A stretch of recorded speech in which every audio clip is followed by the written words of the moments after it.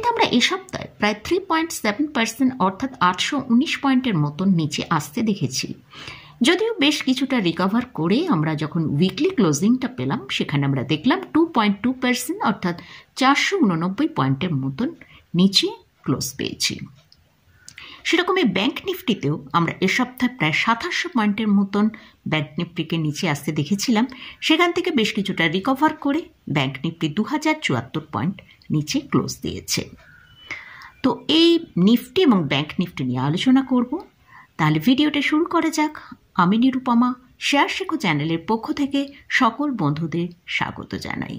আর চ্যানেলটি যদি সাবস্ক্রাইব না করে থাকেন তাহলে অবশ্যই চ্যানেলটা সাবস্ক্রাইব করে নেবেন আর পাশে থাকা বেল আইকনটা প্রেস করে রাখবেন। আমি ভিডিও আপলোড করার সাথে সাথে আপনার কাছে ভিডিওটা পৌঁছে যাবে।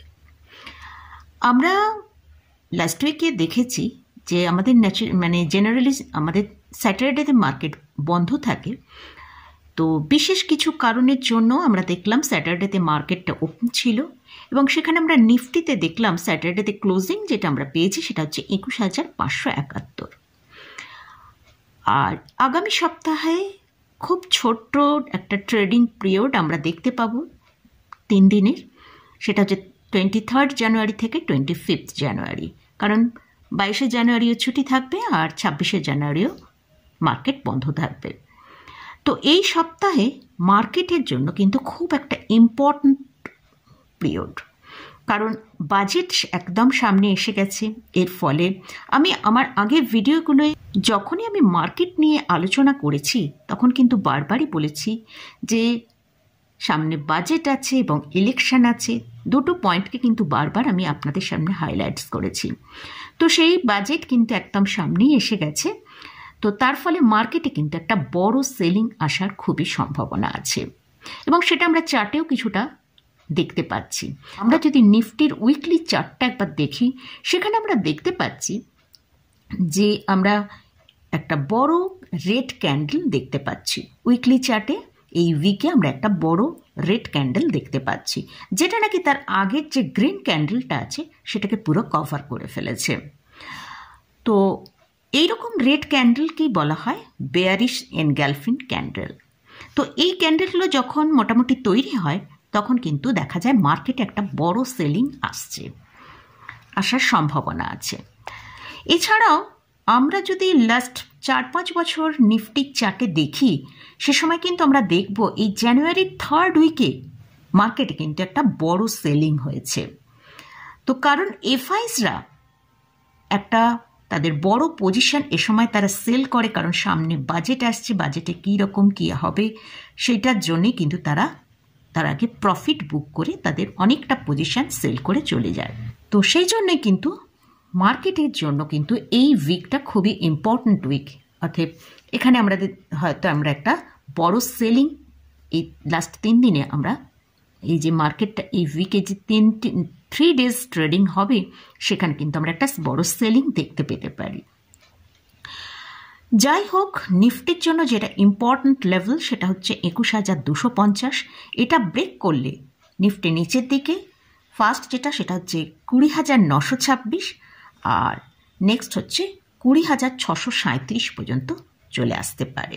তাই এ সময় কিন্তু একটু আমাদের এই 3টে দিন মার্কেটকে ওয়াচ করলে বেটার হবে।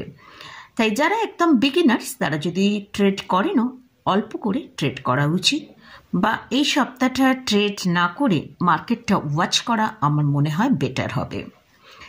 তো যাই হোক, এবারে আমরা ব্যাংক নিফটিটা একবার দেখে নেব। ব্যাংক নিফটি অলরেডি আমাদের 5.6%-এর মতন এখানে সেলিং এসে গেছে আমরা দেখেছি। আর ব্যাংক নিফটিতে আমরা কিছুটা রিকভার যে দেখেছি সেটা ওই কোটাক ব্যাংকের রেজাল্ট ভালো আসার জন্য সেখানে আমরা কিছুটা উপরের দিকে বাউন্স করতে দেখেছি। আর আমরা আইসিআইসি ব্যাংকেরও রেজাল্ট এসে গেছে, মোটামুটি সেখানে রেজাল্ট আমরা দেখলাম ঠিকঠাকই আছে, কিন্তু মার্কেট এই আইসিআইসি ব্যাংকের রেজাল্টের কী রিয়াকশানটা করবে সেটা আমরা টুইসডে মর্নিংয়ে দেখতে পাবো। তবে ব্যাংক নিফটি হয়তো যদি মার্কেট বেশ বড় একটা সেলিং আসে সেক্ষেত্রে আমরা ব্যাংক নিফটি চার্টে যেটা দেখতে পাচ্ছি যে ব্যাংক নিফটি তার যে গ্যাপটা ছেড়ে গেছে সেই গ্যাপটা ডিসেম্বরের স্টার্টিংয়ে আমরা যে গ্যাপটা ব্যাংক নিফটি ছেড়ে গিয়েছিল সেই গ্যাপটা কিন্তু একবার এই সময় ফিল করতে পারে। তো সেই জন্য তাই আমরা চার্টে দেখছি ব্যাংক নিফটি মোটামুটি এখান থেকে যদি ডিপ হয় প্রায় 44,800 পর্যন্ত চলে আসতে পারে। তো আমরা ব্যাংক নিফটির চার্ট কিন্তু নিফটির থেকেও বেশি উইক দেখতে পাচ্ছি।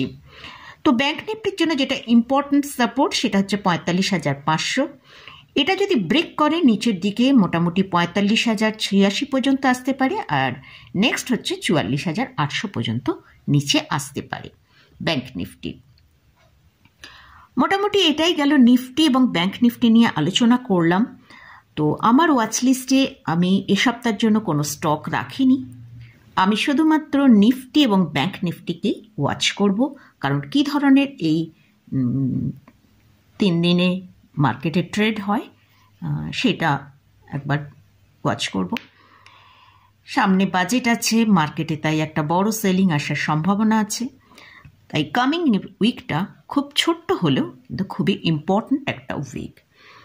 যদি আপনারা ক্যাশে থাকেন তাহলে সেটা একটু ওয়েট করা বেটার হবে, কারণ মার্কেটে যদি ভালো কারেকশান আসে সেক্ষেত্রে ভালো শেয়ার বাই করার একটা অপরচুনিটি থাকবে। তাই রোজ রোজ ট্রেড না করেও মাঝে মাঝে এক আধ দিন আমাদের একটু ওয়েট করলে বেটার হয়। নিফটি এবং ব্যাংক নিফটি নিয়ে আলোচনা করলাম, সেটা সম্পূর্ণ আমার ভিউটাই আমি আপনাদের সাথে শেয়ার করলাম। মোটামুটি আজকের মতন ভিডিওটা এখানেই শেষ করছি। ভিডিওটা যদি ভালো লাগে অবশ্যই লাইক করবেন, শেয়ার করবেন, সাবস্ক্রাইব করবেন। ধন্যবাদ।